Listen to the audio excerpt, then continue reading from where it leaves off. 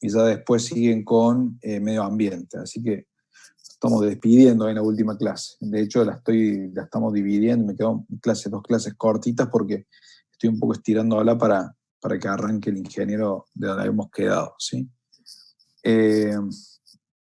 Esta clase, así que la clase de hoy va a ser una clase súper cortita para completar la introducción a higiene, como fue la anterior.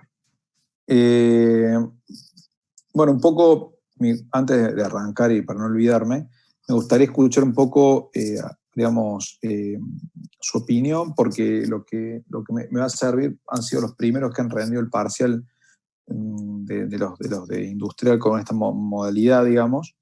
Entonces quiero saber cómo le resultó, más allá, por supuesto, del error y la diferencia en cuanto a que al cerrarse el sistema no les permitió enviar. Por supuesto, eso ya está corregido.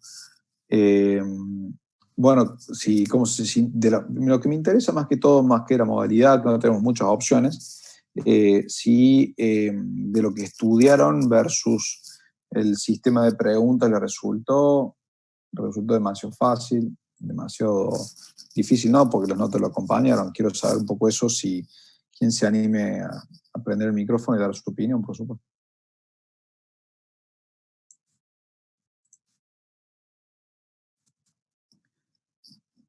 Para nosotros es súper importante escuchar la opinión de los alumnos en este aspecto, más que todo, sobre todo que es un sistema que es novedad para nosotros y porque el sistema nos obliga a este nuevo formato, ¿sí? No sé, ¿alguien quiere dar una opinión sobre eso? ¿Qué le pareció el examen? Hola, profe. Hola. ¿Me escucha? Gracias. Sí, gracias por animarte. Sí, no, mira. A mí me pareció bien el parcial, o sea, dentro de todo estuvo bien, también con el tiempo. Lo único que me pareció que algunas preguntas estaban medias confusas, o sea, Bien. Como que yo había estudiado ese tema de la pregunta y me pareció como que no estaba muy claro qué pedía, porque había que marcar un solo ítem. Pero dentro de lo otro, bien. Ok, gracias. De nada. Bárbaro. No sé si hay... Sí, escucho. También había algunas respuestas que eran muy similares una de otras, y eso por ahí se prestaba a la confusión. Por ejemplo, a mí personalmente me pasó en la pirámide que eran muy similares las respuestas, entonces hubo un error en esa. Sí. Pero sacando eso, estuvieron bien las preguntas. Bien, buenísimo eso, porque justamente fue una de las cuestiones que yo, imagínense que somos 4 profesores y bueno, cada uno hizo su aporte para el examen, yo termino armando, pero hago participar a todos qué preguntar y cómo armar el múltiple de opción, cuando no se viene haciendo normalmente múltiple opción. Y nos pasó esto. Primero que muchas preguntas se repiten con los de otros años, que no es la idea, pero bueno, por ahí ellos se paran mucho en el eje ese. Y segundo, que la dificultad esté en que uno se equivoque por justamente porque se le pasó por alto una palabrita y no en el concepto. Eso es donde yo discuto mucho con los profesores en las múltiples opciones. Yo creo que la dificultad o el desafío para los alumnos está en que las preguntas puedas equivocarte por un mal concepto o haber entendido mal el concepto para no estudiar de memoria esas cosas. Pero no buscar el error a través de una palabrita en donde uno se va y cae en la trampa simplemente porque se está buscando, o sea, que sea un poco capciosa si se quiere. Pero bueno, ellos dicen que hay una delgada línea entre eso y lo otro, entonces bueno, me pasa que tengo esa discusión eterna con esos aspectos, tratamos de evitarlo. La idea nuestra no era que ustedes se equivocaran con una pregunta tramposa ni capciosa, sino que si estaba claro los conceptos y ustedes los podían manifestar a través de eso. Así que bueno, un poco justamente lo que ustedes nos están diciendo es un poco lo que venimos pensando, la idea es cambiarlo. Me sigue gustando un poco más desarrollar a mí, porque donde ustedes por ahí hacer menos múltiple opción, sacar estas confusas, lo de la pirámide fue una, el tema de, ¿cuál fue? con esto, la diferencia entre el apunte y el otro, bueno, sacar algunas preguntas y hacer algo más a desarrollar para que haya un poquito más de interpretación y opinión. Es más, por supuesto que es más tedioso corregir las preguntas a desarrollar que las múltiples opciones que ya están automáticamente corregidas. Pero bueno, esa es una tarea que por ahí la tenemos que asumir. Me gusta un poco más a mí. Así que bueno, les agradezco la opinión. Yo igual los voy a ver en el último trabajo práctico. Esperemos que va a ser a fin de año, esperemos que ya podamos vernos. Así que... y como es, y bueno, así bueno, un poco esta sería la última clase y muchas gracias a todos por la participación, la verdad que un lindo curso. Lamentablemente nos faltó conocernos personalmente. Bien. En cuanto, acá había una pregunta de ambiental, sí, hay un parcial y hay un trabajo práctico. Los dos, digamos, los 3 módulos tienen su parcial y su trabajo práctico, ¿sí? Así que en este caso lo van a hacer. Ojalá, creo que lo tienen no sé con quién lo van a tener, creo con Irich, me parece. Bien, nos metemos en la continuación de la clase pasada para ir cerrando ya la introducción al segundo módulo, que es higiene justamente. Habíamos quedado que este tema es muy importante, ya que nos enfoca en la otra etapa, que es las enfermedades profesionales. Les había dicho que existe un decreto reglamentario donde están listadas todas las enfermedades profesionales. Habíamos charlado de un par de ellos, un par de ejemplos. Este decreto, recuérdenlo, el 658 sigue vigente y sigue incorporando enfermedades. Yo le había comentado que recientemente, el año 2014, que para nosotros recientes, si bien ya pasaron 6 años, fue lo último que incorporó, que fueron estas hernias disco-inguinales, en donde al incorporarlas dentro de la resolución dicen también en qué tareas se pueden encontrar y cómo se puede manifestar y cómo las vamos a evaluar y medir. Hay protocolos, yo les había comentado, no solamente de ergonomía, sino también hay protocolos de ruido, cómo medir ruido, hay protocolos de iluminación para el tema de enfermedad profesional de la vista, cómo medir también, el 49. Después tenemos protocolos para lo que es temperatura, estrés por frío y estrés por calor, o sea, tareas donde un trabajador, supongamos, centros logísticos de congelados, ¿sí? Una empresa que, no sé, congela productos, digamos, que almacena productos congelados, un centro logístico muy grande en Córdoba. Bueno, ahí los trabajadores trabajan en grandes heladeras, en grandes cámaras de frío, y si es para exportación, aún más, pueden llegar hasta menos 30 grados. Entonces, ese estrés por frío que se tiene, se mide, a un trabajador se le pone unas termocuplas en el cuerpo y sale a trabajar. Y una vez que vuelve, eso deja una temperatura corporal interna para ver si la ropa de abrigo lo está protegiendo o no lo está protegiendo, de acuerdo a su actividad. Y lo contrario, que es estrés por calor, ¿sí? Que también van a ver esa materia, van a ver también que existe, por ejemplo, una empresa que trabaja con fundición. Siempre, y una cuestión de tener en cuenta, y lo van a repasar allí, tiene que haber una fuente de energía. No es que porque hoy hace frío el clima o porque la persona, digamos, le hizo mucho calor en verano. Tiene que haber una fuente generadora de frío o una fuente generadora de calor permanente en el puesto de trabajo, ¿sí? Tiene que ser de forma rutinaria. Bien. Bueno, y el caso de calor puede ser por una empresa que hace fundiciones o que trabaja en un horno, etcétera, de tratamientos térmicos y un montón de cosas. Bien. ¿Qué más? Habíamos llegado hasta ahí. Bueno, ahora arrancamos con lo que son todas las actividades enfocadas en cómo vamos a actuar, en las formas de actuación ante el reconocimiento de una posible o no enfermedad profesional. Primero, saber los factores, cuáles van a ser, digamos, entender esto que venimos viendo, que se dividen en físicos, químicos y biológicos. Este tipo de evaluación es tomar los datos y saber si hay condiciones ambientales a tener en cuenta. Si nosotros vamos a una empresa donde hay partículas en el aire, vamos a 2 ejemplos rápidos, en contaminantes. Puede ser que entremos a una empresa, como dijimos, de soldadura o fundición, que ustedes van a ver que hay humos, entonces hay un equipamiento que viene y mide, también lo van a ver en la clase de contaminantes. Ese equipo funciona, tiene 2 formatos. El muestreo personal, que se le pone a un trabajador con una bombita que respire lo mismo que el trabajador y cuenta partículas y te dice cuántas partículas por millón puede haber, ¿sí? Ahora vamos a ver cómo se llama TLV a esto. Y lo mismo, puede existir para, en vez de que el equipo se le ponga el trabajador y lo acompañe durante toda la jornada, él puede estar directamente colocado en el puesto. Se le pone con un trípode al lado del puesto y es un pulmón que respira permanentemente y monitorea y contabiliza partículas, ¿sí? Algunos son dispositivos que lo hacen de forma electrónica y hay otros que hay que tomar una muestra en en una pastilla que se le llama y se la lleva a un laboratorio y se le hace un conteo, digamos, manual.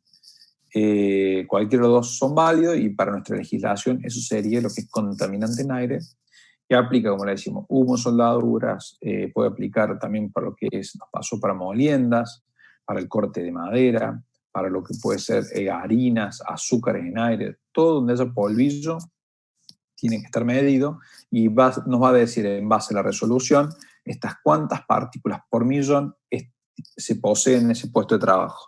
Y después entra una tabla en la ley, que ya no van a ver allí, y le va a figurar si esas cantidades de partículas superan o no el límite establecido, que se le llama TLB, que ya lo vamos a ver.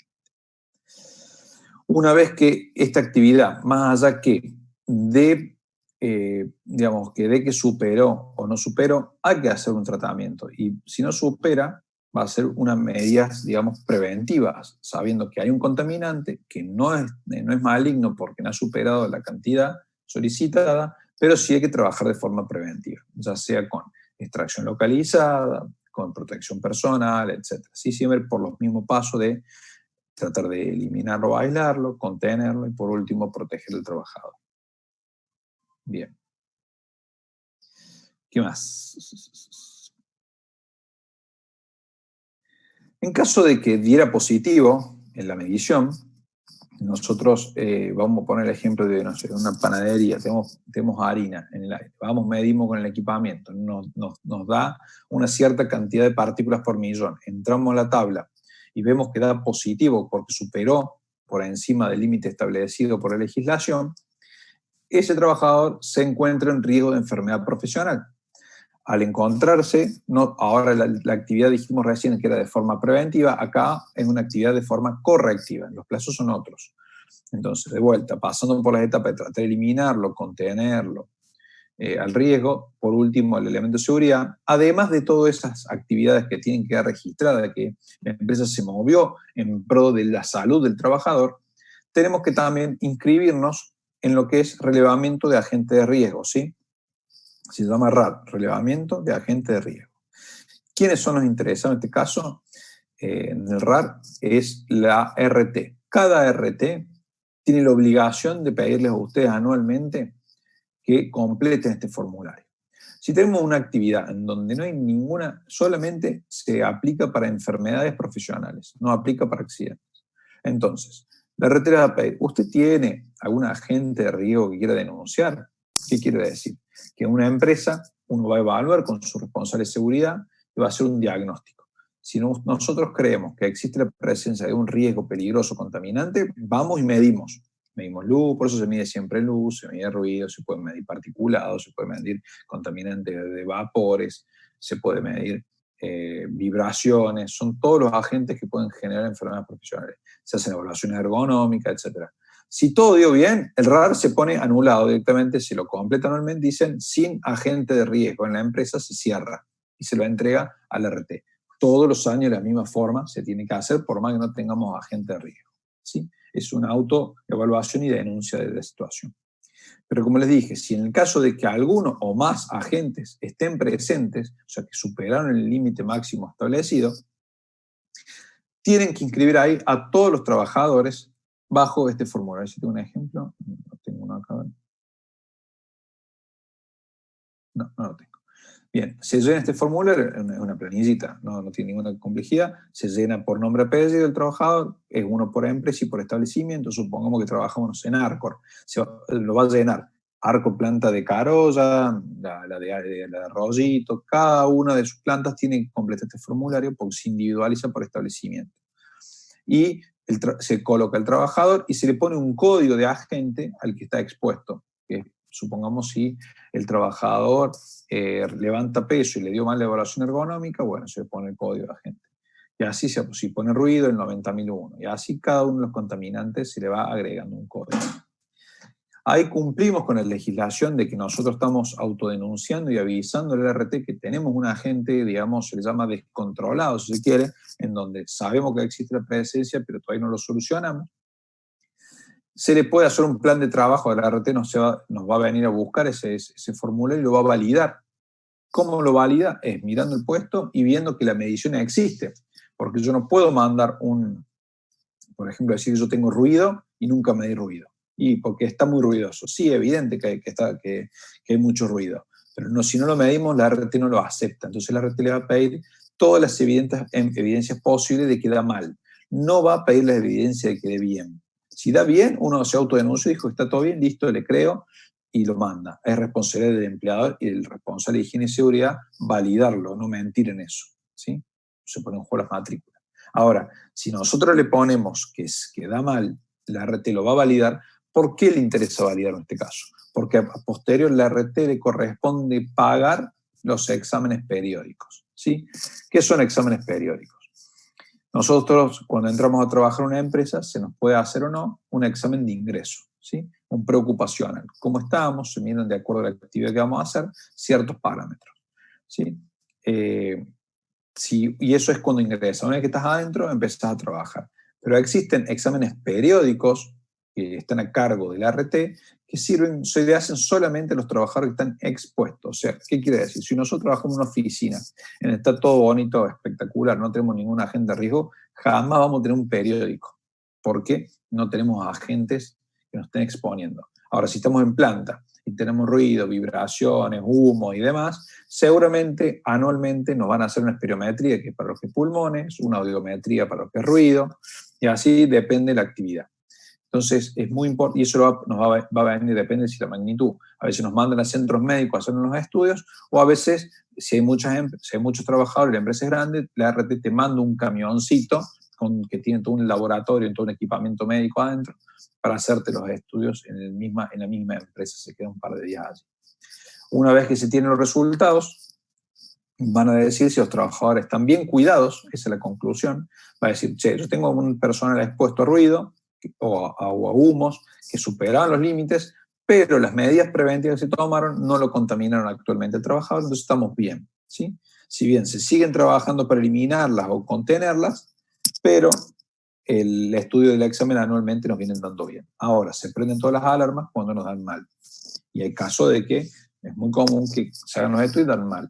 Y pueden ser muchos factores, que no se contuvieron adecuadamente, que los EPP que se eligieron, o las primera medida de ingeniería no se implementaron. Segundo, se le dio elementos de seguridad. Los elementos de seguridad no son adecuados. O tercero, no utilizar los elementos de seguridad.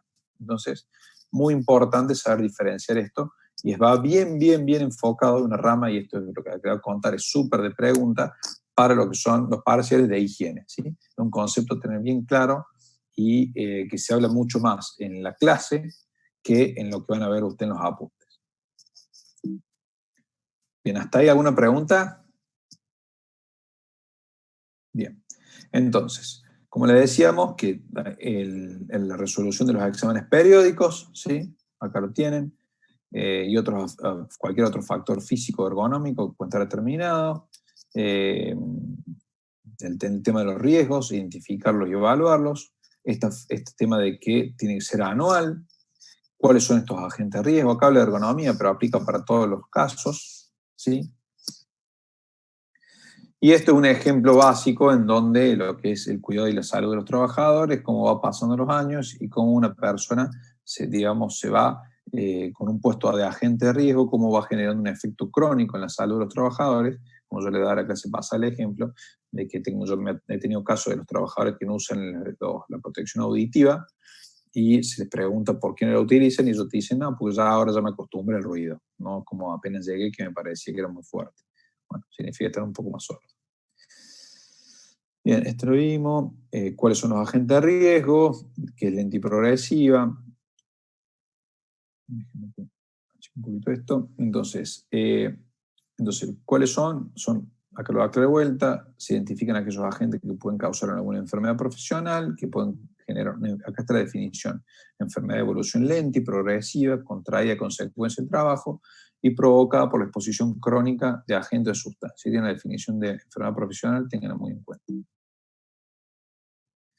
Pasos para realizar el RAR, entonces dijimos identificar los agentes de riesgos en los establecimientos, evaluarlos con los medios, digamos, legislables, como dijimos, la de luz, la de ruido, la de luz, ruido, perdón, contaminante, etc. Y listar estos trabajadores que estén expuestos. Solo se listan los que están expuestos. Los que no están expuestos no se den lista. Acá yo les cuento un caso que nos pasó, caso real, que tenemos una empresa que nosotros trabajamos por RT perdón, no trabajamos por RT. Era una empresa que entró en una, digamos, en una discusión con el gremio, porque ellos decían que no estaban legislados para lo que era carga térmica. Era una empresa que hacía tratamientos térmicos y decían que no estaban incorporados dentro de lo que es estrés por calor. El gremio le decía que sí, ellos decían que no. Entonces ahí cuando tenemos una discusión se mete el Ministerio de Trabajo y hace de mediador para ver qué van a hacer con ese tema. Cuando sucede esto, a veces llaman a un profesional que sea referente del tema o que pidan una opinión de un especialista. El Ministerio de Trabajo me convoca a mí para hacer de mediador en el caso y estar intermedio de justamente la UOM contra una empresa. Bueno, lo primero que se pide en estos casos, no hay que hacer ni una ciencia, se pide a la empresa, dice, ¿usted hizo las mediciones? Sí, las hice. ¿Cómo le dio? Me dio por un grado, me da bien, no superé el límite. Ok, ¿y hice una actividad preventiva? No, porque estoy bien. Yo digo en ruido, el máximo permitido 85 decibeles. Cositeado 84, ¿no le va a dar nada a los trabajadores? ¿No va a hacer ninguna medida correctiva? No te dicen eso. Entonces no tiene lógica para nada. Se sabe que si el ruido, si bien yo no supero los 85, puedo dar protección auditiva a partir de los 80, porque se sabe que hay trabajadores que reaccionan diferentes. Entonces, ya tenían el primer paso en falso ahí. Y la segunda opción que se les dio, que fue la definitiva, es, ¿ustedes denunciaron en la RT este riesgo? No, dijeron. Bueno, entonces se les pidió los últimos RAR, estos reglamentos de agentes que se entraron en la RT, y la empresa, lo que había hecho, de vivos que eran, para no pagarlos ellos, habían puesto que en su informe decía que en los informes de medición decían que estaban bien, pero los habían falsificado para que digan que estén mal, o lo habían modificado para que digan que estén mal, para que la RT les cubriera los exámenes periódicos. O sea que hacían un doble juego. Les daba bien, y a la UOM le decían, no, yo acá me da bien, y le decían a la RT que daba mal para que la RT les cubra los exámenes periódicos que no querían pagar ellos. Entonces ahí metieron la pata hasta el fondo y automáticamente les fallaron que aplicaba porque ellos mismos se habían autodenunciado. Si ellos no se hubiesen autodenunciado para no pagar el examen periódico, dicen, capaz que zafaba, no sé.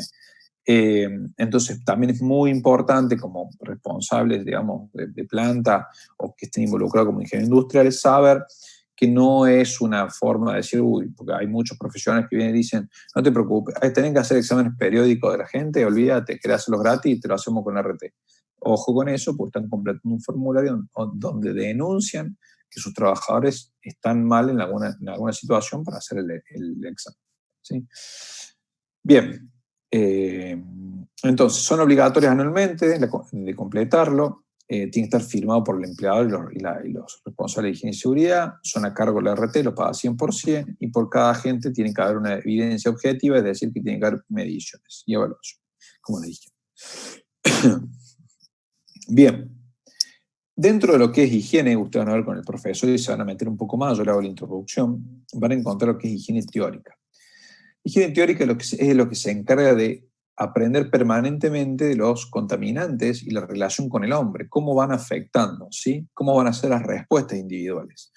Por ejemplo, el ruido, dentro de muy poco, va a bajar de 85 decibeles, que es lo que dicen para una jornada de 8 horas, va probablemente a bajar a 80, porque se está viendo que hay, digamos que el oído humano está reaccionando de menor, digamos, se defiende menos contra el ruido, entonces hay muchos más trabajadores perjudicados con menor decibeles. Entonces, ahí está, digamos, tiene que salir legislado, no se cambia un día para el otro, pero es uno de los agentes de la higiene teórica que tiene en cuenta, es ir estudiando y modificando estos famosos TLB, que te lo voy a mostrar a continuación qué son. Acá está. TLB, ¿sí? O digamos, son los valores límites umbrales, ¿sí? El límite de exposición para periodos de corto tiempo, tiene un techo y un mínimo, ¿sí? Es, para usted, lo que le tiene que importar es el cálculo que se hace para una jornada de 8 horas de un trabajador, cuánto es el máximo permitido, ¿sí? Entonces, este formato es el que ustedes tienen que siempre, por lo menos si no van a estudiar ingeniería, por supuesto, pedirles y consultarles permanentemente, ya que es un indicador, en decir, che, tengo ruido. Bueno, sí, ruido, ¿cuánto? ¿Estoy por encima o por debajo de la ley? Tengo contaminante en aire, tengo que hacer esto, o sea, por cada cuestión hay que saber en qué posición estamos frente al TLB. O sea que el TLB es dentro o fuera. Si estamos dentro de la zona límite, listo, el personal está cuidado, hacemos actividades preventivas. Ahora, estamos por encima de los límites umbrales, significa que el trabajador tiene mucho riesgo de enfermarse y estamos fuera de la legislación, por decirlo de alguna forma, son medidas correctivas inmediatas. Bien. Dentro de lo que es la resolución 295, ¿sí? Se habla particularmente de lo que es... un segundo, no sé qué me está llamando.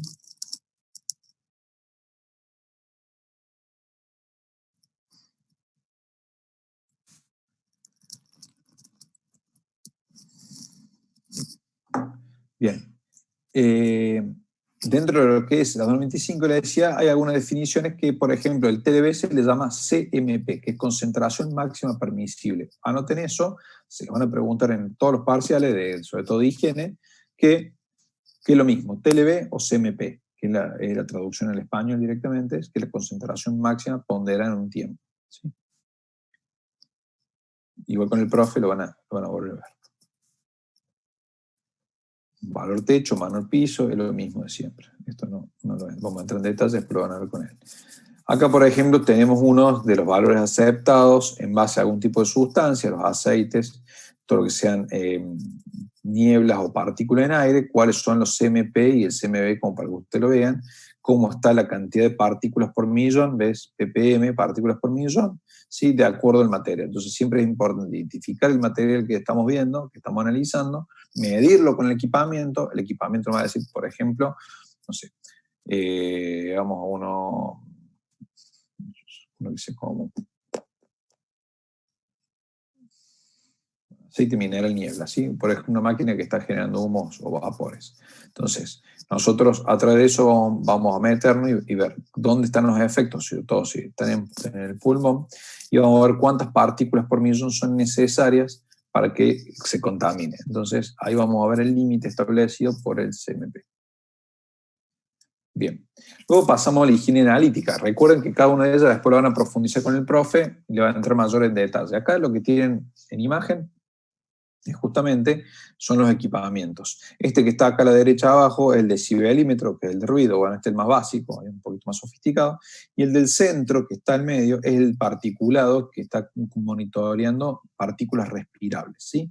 Es un equipamiento 3M, y marca Quest 3M, que toma y monitorea digitalmente. Lo que hace es contabilizar partículas. Hay que ponerle el componente. Primero se carga qué estamos midiendo, si estamos midiendo un particulado de qué tipo, tiene todos los listados ahí, y tiene un sensor que monitorea automático. Profe. Sí. ¿La luz cómo se mide? La luz tiene un luxómetro súper básico. A ver si tengo alguna foto, a ver más adelante. Son fotos viejísimas. No tengo ninguna acá.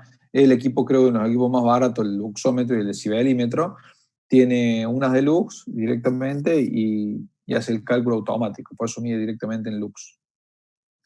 Bien, gracias. Vieron que algunos celulares traen la aplicación de medir, creo. No están validados porque necesitan que tengan ciertos requisitos y tienen que estar, todo el equipamiento tiene que estar anualmente calibrados por un laboratorio validado, si no, digamos, la falla. Y hay un protocolo de medición. Quiere decir que, por ejemplo, vamos a medir, la pregunta que más está buena en luz. Por ejemplo, la luz se mide de acuerdo a la actividad. Si yo tengo un puesto de trabajo de producción, capaz que te pidan mínimo 300 luxes, ¿sí? En ese puesto. Yo tengo que apoyarlo al equipo sobre la mesa de trabajo. Ahora, si tengo de acuerdo a la mayor o menor, digamos, necesidad, si tengo uno de mayor complejidad, con mayor detalle y demás, puedo llegar a tener, hay tableros de dibujos, o hay, digamos, zonas, digamos, con mayor detalle de ensamble de piezas más pequeñas, que pueden llegar hasta 3.000 lux, que es necesario para la actividad. Entonces, eso está todo legislado y tabulado, hay tablas directamente por actividad. Bien, la higiene analítica, entonces, justamente es la higiene que está aplicada en el trabajo para procesar y tomar las muestras, ¿sí? Y se trata 100% cualitativa. Yo voy y mido, digo, tengo que ir y validar esta medición. Ya la otra la analizamos de alguna forma, acá ya lo estamos aplicando directamente. Entonces, es todo la ingeniería o el desarrollo para ir a medir el equipamiento, y de hecho, en muchas de las consultoras de higiene y seguridad, ya hay áreas directamente que se dedican a higiene analítica que son directamente a medir. Por ejemplo, yo en la consulta que yo trabajo, hay 5 personas en el área de mediciones que miden desde la puesta a tierra, iluminación, ruido, contaminantes, vibraciones, empujes, arrastres de mercadería. O sea, está todo tabulado porque son de acuerdo a los agentes que van saliendo y se van midiendo, ¿sí? El último que se incorporó es el dinamómetro para lo que era empuje y arrastre, como lo mostré en la resolución 49 que arrancamos. Después tenemos la higiene campo, que se basa en una encuesta higiénica, donde el trabajador se le consulta actividades que tienen que relacionadas a su actividad, cuáles pueden ser sus, digamos, dentro por ejemplo, acá es muy importante saber si un trabajador, no sé, está en pintura y si además fuma, entonces va a tener también un contaminante incorporado que puede ser el de la nicotina. Lo mismo pasa para los trabajadores, porque quizás diferenciar bien los trabajadores, porque hay trabajadores que pueden estar, digamos, pueden ser súper sanos, y hay que saber también las individualidades. De un trabajador hay que diferenciar los contaminantes, si trabaja en una soldadura y a su vez si el trabajador fuma. Hay distintos aspectos a tener en cuenta, eso ya lo ve más medicina, sobre todo la higiene campo. Nosotros recabamos datos y el área de medicina lo termina analizando y lo termina completa. De todas formas, siempre aclaro lo mismo. Yo puedo ser un trabajador que fuma, y muchísimo, y trabajo en un puesto que genera humos de cualquier tipo, y también los respiro, el trabajador se lo cubre, ¿sí? Porque se le da prioridad al tipo de actividad. Entonces, si uno dice, el empleador nos dice por ahí, uy, pero el tipo te fuma una chimenea, y se dice que se enfermó por una maquinita que se genera humo. Bueno, poner la extracción adecuada, poner los filtros adecuados, evita que el humo salga, y ahí sí lo vas a rechazar. Pero no busquemos la otra opción de decir lo descartemos porque la persona fuma, ¿sí? Entonces, siempre es muy importante trabajar en la ingeniería propia de la empresa. Bien. La encuesta higiénica, ¿sí?, es uno de los pasos que le dijimos, que es como el objetivo, que es identificar los peligros, saber de qué puesto de trabajo estamos, recopilar información, cuáles son estas pautas, cada cuánto ese trabajador va a estar expuesto. Vamos a estimar los valores y los riesgos con estas mediciones, los criterios de valoración que vamos a tener en cuenta. Y las conclusiones que vamos a sacar a continuación son si esos riesgos son existentes en base a la medición. O sea, yo creí que había ruido y la medición me valida que el ruido está por encima. Y cuáles van a ser nuestras medidas de control en base a esa exposición que estaba, digamos, presente. Los tiempos de duración, como les decía, hay 2 tipos de mediciones. Puede ser el directo, que se pone el equipamiento en el puesto de trabajo fijo, o indirecto, que se hace a través de una muestra de laboratorio donde se lleva el cartucho y se lo muestra anteriormente. Bueno, estos son todos equipamientos viejísimos, pero no existe ninguno. Esta slide ya no me queda nada que mostrar.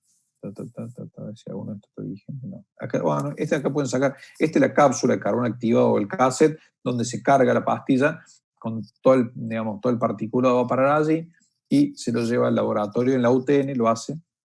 Por ejemplo, la UTN toma este tipo de muestras y los almacena. Bien. Entonces, ya estamos terminando. Me corto el Zoom y volvemos a entrar, ya quedan 10 minutitos.